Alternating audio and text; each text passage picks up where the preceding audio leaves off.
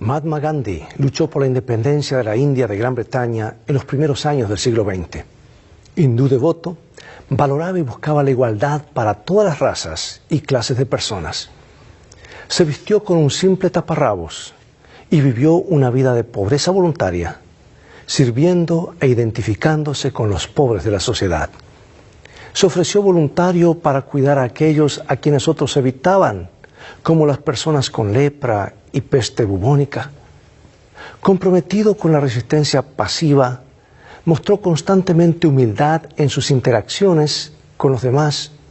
Irónicamente, Gandhi se sintió atraído por la vida de Jesús, pero rechazó el cristianismo porque los cristianos no vivían como el Cristo de la Biblia.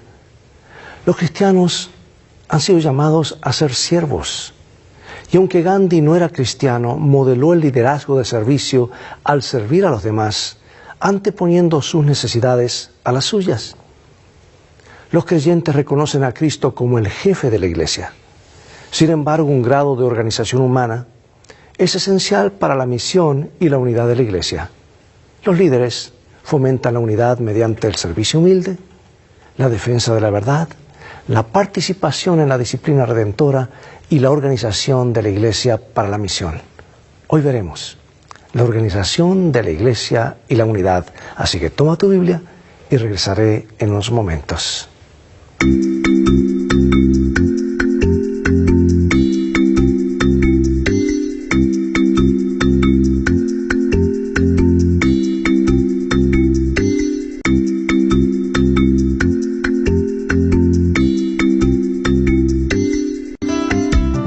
Lecciones de Vida, un estudio semanal de las lecciones de la Escuela Sabática.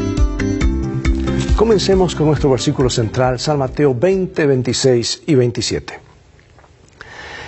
Mas entre vosotros no será así, sino que el que quiera hacerse grande entre vosotros será vuestro servidor, y el que quiera ser el primero entre vosotros será vuestro siervo. Palabras claras de Jesús, ¿verdad? Como adventistas del séptimo día, somos cristianos protestantes que creen en la salvación, que la salvación es solo por fe en lo que Jesucristo ha logrado para la humanidad. No necesitamos una iglesia o jerarquía eclesiástica para recibir los beneficios de lo que Cristo ha hecho por nosotros. Lo que obtenemos de Cristo lo obtenemos directamente de Él, como nuestro sustituto en la cruz y como nuestro sumo sacerdote mediador en el santuario celestial. Sin embargo, la iglesia es la creación de Dios y Dios la colocó aquí para nosotros, no como un medio de salvación, sino como un vehículo para ayudarnos a expresar y manifestar esa salvación al mundo. En otras palabras, quiero explicar esto. La iglesia no salva, el que salva es Jesús. Pero Dios crea la iglesia para proteger a aquellos que ha salvado. Los mandamientos no salvan, el que salva es Jesús. Pero Dios pone los mandamientos para proteger a aquellos que Él ha salvado. Así que la iglesia tiene su función. La iglesia es una organización que Cristo creó, que tiene una función clave, básica, la difusión del Evangelio en el mundo. La organización es importante en la medida que fortalece y habilita la misión de la iglesia. Si una organización eclesial, o sea, sin una organización, el mensaje salvador de Jesús no podría comunicarse de manera tan efectiva a otros. Los líderes de la iglesia también son importantes, ya que fomentan la unidad y el ejemplo de Jesús, o por lo menos esperamos que eso hagan. Hoy estudiaremos por qué la organización de la iglesia es crucial para la misión y cómo puede fomentar la unidad de la iglesia. Como ya vimos en un tema anterior, en el Nuevo Testamento la iglesia está representada por una metáfora del cuerpo, ¿verdad? La iglesia es el cuerpo de Cristo. Y esta metáfora alude a varios aspectos de la iglesia y la relación entre Cristo y su pueblo. Como el cuerpo de Cristo, la iglesia depende de Él para su propia existencia. Él es la cabeza y la fuente de la vida de la iglesia. Sin Él no habría iglesia. Pero la iglesia también deriva su identidad de Cristo porque Él es la fuente, el cimiento y el creador de sus creencias y enseñanzas. Sin embargo, la iglesia es más que todo eso, a pesar de lo importantes que son para su identidad todas esas cosas que mencioné. Es Cristo y su palabra tal como se revela en las Escrituras, lo que determina qué es la iglesia. Por lo tanto, la iglesia obtiene su identidad y toma significado en Cristo. Y Pablo usa la relación entre Cristo y su iglesia para ilustrar el tipo de relación que debería existir entre el esposo y la esposa. ¿Y cuáles son las claves de esta relación entre Cristo y su iglesia? Vamos al libro de Efesios, capítulo 5, versículo 23, donde el apóstol hace una analogía. Dice así: porque el marido es cabeza de la mujer, así como Cristo es cabeza de la iglesia, la cual es su cuerpo, y él es su Salvador. Así que como la iglesia está sujeta a Cristo, así también las casadas lo estén a sus maridos en todo. Maridos, amad a vuestras mujeres, así como Cristo amó a la iglesia, y se entregó a sí mismo por ella, para santificarla, habiéndola purificado en el lavamiento del agua por la palabra, a fin de presentársela a sí mismo una iglesia gloriosa, que no tuviese mancha, ni arruga, ni cosa semejante, sino que fuese santa y sin mancha. Aunque podemos dudar con el concepto de sumisión debido a cómo los líderes en los siglos pasados lo han abusado, la iglesia, no obstante, debe estar sujeta a la cabeza, Cristo, y estar sujeta a su autoridad. Reconocer que quien lidera la iglesia es Cristo nos ayuda a recordar a quién pertenece nuestra suprema lealtad: al Señor mismo y a nadie más. Por eso la iglesia debe organizarse, pero esa organización siempre debe estar subordinada a la autoridad de Jesús, el verdadero líder de nuestra iglesia. Comenta mi autora favorita lo siguiente. Ella dice: la iglesia está edificada sobre Cristo como su fundamento. Ha de obedecer a Cristo como su cabeza. No debe depender del hombre ni ser regida por el hombre.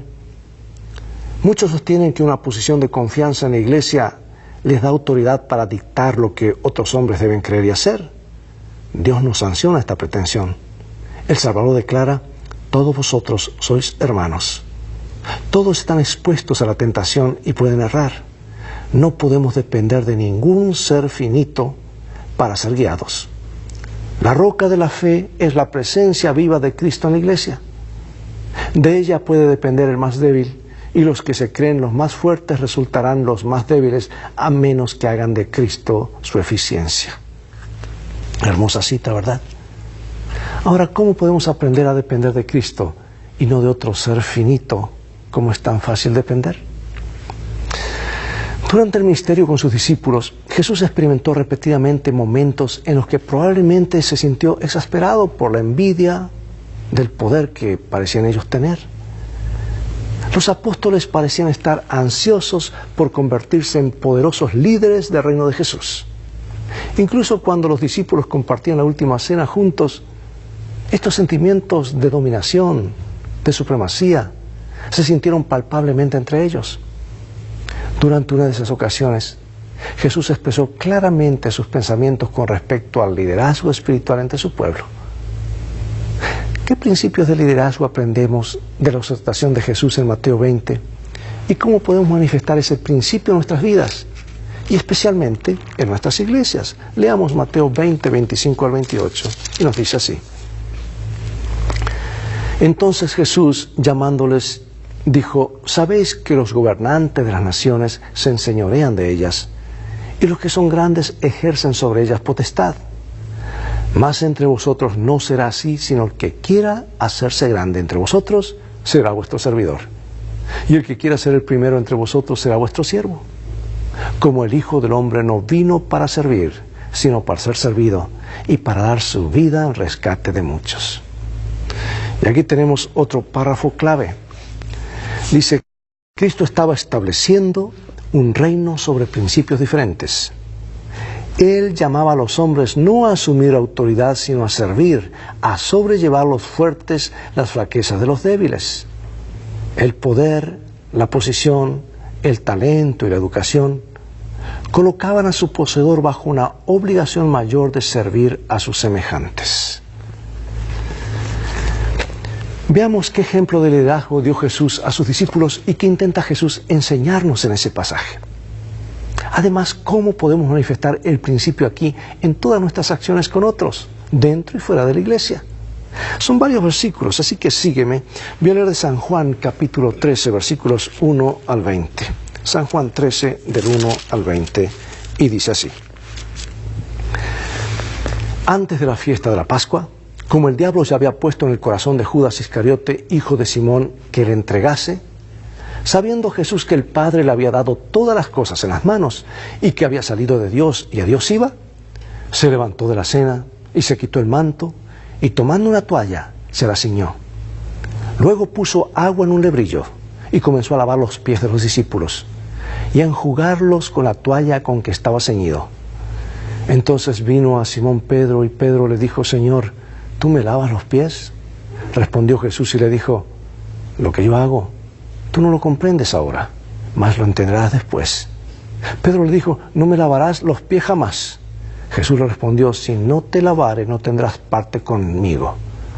Le dijo Simón Pedro: Señor, no solo mis pies, sino también las manos y la cabeza. Jesús le dijo: el que está lavado no necesita sino lavarse los pies, pues está todo limpio, y vosotros estáis limpios, aunque no todos, porque sabía quién lo iba a entregar. Por eso dijo: no estáis limpios todos. Así que después que les hubo lavado los pies, tomó su manto y volvió a la mesa y les dijo: ¿sabéis lo que os he hecho? Vosotros me llamáis Maestro y Señor, y decís bien, porque lo soy.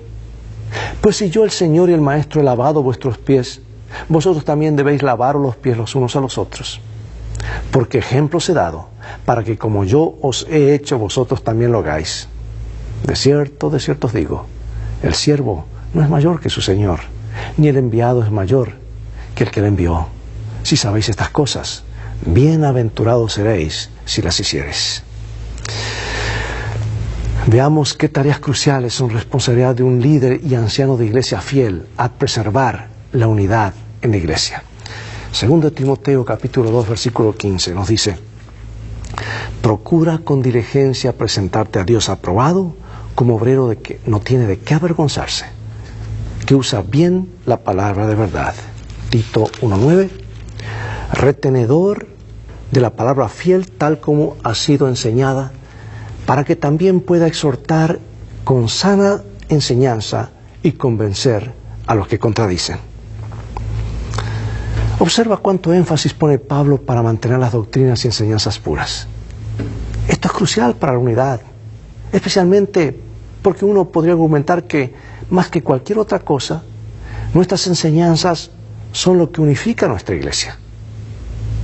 Una vez más, como adventistas, como personas de diferentes ámbitos de vida, culturas y orígenes, nuestra unidad en Cristo se encuentra en nuestra comprensión de la verdad que Cristo nos ha dado. Si nos confunden estas enseñanzas, entonces solo vendrán el caos y la división, especialmente a medida que nos acercamos al tiempo final. Como parte de su ministerio de enseñanza, Timoteo debe convencer, reprender y exhortar. Eso es lo que se le pide, lo que el apóstol le pidió. Y sabe que estos verbos son una reminiscencia de la guía dada por las Escrituras. Claramente el trabajo de Timoteo es seguir, enseñar, implementar lo que él encuentra en las Escrituras y hacerlo con serenidad y paciencia. Las represiones duras y severas raramente tienden a traer un pecador hacia Cristo, al contrario lo alejan. Y al seguir bajo la guía del Espíritu Santo y con actitud de líder siervo, Timoteo sería una poderosa fuerza unificadora en la iglesia. Por eso pregunto, ¿cuáles son las formas prácticas en que podemos ayudar a los líderes de nuestra iglesia a mantener la unidad en la iglesia? ¿Cómo podemos asegurarnos de ser siempre una fuerza de unidad en lugar de desunir, incluso en medio de disputas? Hablemos de algo delicado ahora. ¿Qué de la disciplina de la iglesia? Y en la iglesia, uno de los principales problemas de la organización de la iglesia es lidiar con la disciplina y los problemas. Como la disciplina ayuda a preservar la unidad de la iglesia, es a veces un tema delicado y fácilmente puede ser malentendida. Pero desde una perspectiva bíblica, la disciplina de la iglesia se centra en dos áreas importantes. Número uno, la preservación de la pureza de la doctrina y la preservación de la pureza de la vida y la práctica de la iglesia. Como ya hemos visto, el Nuevo Testamento mantiene la importancia de perseverar, de preservar la pureza de la enseñanza bíblica, a pesar de la apostasía y la enseñanza falsa, particularmente al final de los tiempos. Y lo mismo ocurre con la preservación de la respetabilidad de la comunidad mediante la protección contra la inmoralidad, la deshonestidad y la depravación. Por esa razón, se dice que la Escritura es útil para enseñar, para redarguir, para corregir, para instruir en justicia. Veamos qué principios dio Jesús a la iglesia con respecto a la disciplina y amonestando a los que tienen la culpa. Vamos a San Mateo capítulo 16, que nos dice así: y a ti te daré las llaves del reino de los cielos, y todo lo que atares en la tierra será atado en los cielos, y todo lo que desatares en la tierra será desatado en los cielos. Capítulo 18, versículos 15 al 20. Por tanto, si tu hermano peca contra ti, ve y repréndele estando tú y él solos. Si te oyere, has ganado a tu hermano. Mas si no te oyere, toma aún contigo a uno o dos, para que en boca de 2 o 3 testigos conste toda palabra. Si no los oyera a ellos, dilo a la iglesia. Y si no oyera a la iglesia, tenle por gentil y publicano. De cierto os digo que todo lo que atéis en la tierra será atado en el cielo, y todo lo que desatéis en la tierra será desatado en el cielo. Otra vez os digo que si dos de vosotros se pusieran de acuerdo en la tierra acerca de cualquier cosa que pidieren, les será hecho por mi Padre que está en los cielos. Porque donde están 2 o 3 congregados en mi nombre, allí estoy yo en medio de ellos. Bueno, la Biblia apoya el concepto de disciplina y de nuestra responsabilidad mutua en nuestras vidas espirituales y morales. De hecho, una de las características distintivas de la Iglesia es su santidad o separación del mundo, sino qué función tendría la Iglesia. Ciertamente encontramos en la Biblia muchos ejemplos de situaciones difíciles que requieren que la Iglesia actúe de manera decisiva contra los comportamientos inmorales. Los estándares morales deben mantenerse en la Iglesia. Veamos dos pasajes que son principios que nos enseñan a seguir cuando tratamos asuntos difíciles en la Iglesia. San Mateo capítulo 7, versículos 1 al 5 nos dice así: no juzguéis para que no seáis juzgados, porque con el juicio con que juzgáis seréis juzgados, y con la medida con que medís os será medido. ¿Y por qué miras la paja que está en el ojo de tu hermano, y no echas de ver la viga que está en tu propio ojo? ¿O cómo dirás a tu hermano, déjame sacar la paja de tu ojo y aquí la viga en el ojo tuyo? Hipócrita, saca primero la viga de tu propio ojo, y entonces verás bien para sacar la paja del ojo de tu hermano. El otro principio está en Gálatas. Gálatas capítulo 6, versículos 1 y 2. Hermanos, si alguno fuere sorprendido en alguna falta, vosotros que sois espirituales, restauradle con espíritu de mansedumbre, considerándote a ti mismo, no sea que tú también seas tentado. Sobrellevad los unos las cargas de los otros y cumplid así la ley de Cristo. No podemos negar la enseñanza bíblica sobre la necesidad de la disciplina de la Iglesia. No podemos ser fieles a la palabra sin eso. Pero observa la calidad redentora en muchas de estas advertencias. Tanto como sea posible, la disciplina debe ser tan redentora como sea posible, no punitiva, sino redentora. Necesitamos recordar también que todos somos pecadores y que todos necesitamos la gracia. Por lo tanto, cuando administramos la disciplina debemos hacerlo con humildad y con una aguda conciencia de nuestros propios defectos. Como hemos visto a lo largo de este trimestre, durante estos 3 meses que hemos estado estudiando estas lecciones acerca de la unidad, para que todos sean uno, y lo cual es una repetición, como iglesia hemos sido organizados y unificados para la misión, para el alcance. No somos un club social para que las personas de ideas afines se reúnan y se apoyen mutuamente en lo que creen. Para eso hay otras cosas, hay otros clubes. Aunque esto puede ser importante, por supuesto, pero no es lo principal. Nos hemos reunido para compartir con el mundo la verdad que nosotros mismos hemos llegado a amar. Y en Mateo 28, 18 al 20, la Gran Comisión, Jesús le dio a los discípulos las instrucciones finales para su misión al mundo. ¿Recuerda esos versículos? ¿Qué implican estas palabras para la iglesia de hoy? La Gran Comisión de Jesús a sus discípulos incluye 4 verbos claves: ir, hacer discípulos, bautizar y enseñar. Y de acuerdo con la gramática griega de estos versículos, el verbo principal es hacer discípulos y los otros 3 verbos indican cómo se puede hacer. Los discípulos se hacen cuando los creyentes van a todas las naciones para predicar el Evangelio, bautizar a las personas y enseñarles a observar lo que Jesús dijo. Y a medida que la iglesia responde a esta comisión, el reino de Dios se agranda más y más personas de todas las naciones se unen a las filas de aquellos que aceptan a Jesús como Salvador. Su obediencia a los mandatos de Jesús, de ser bautizado y observar sus enseñanzas, crea una nueva familia universal.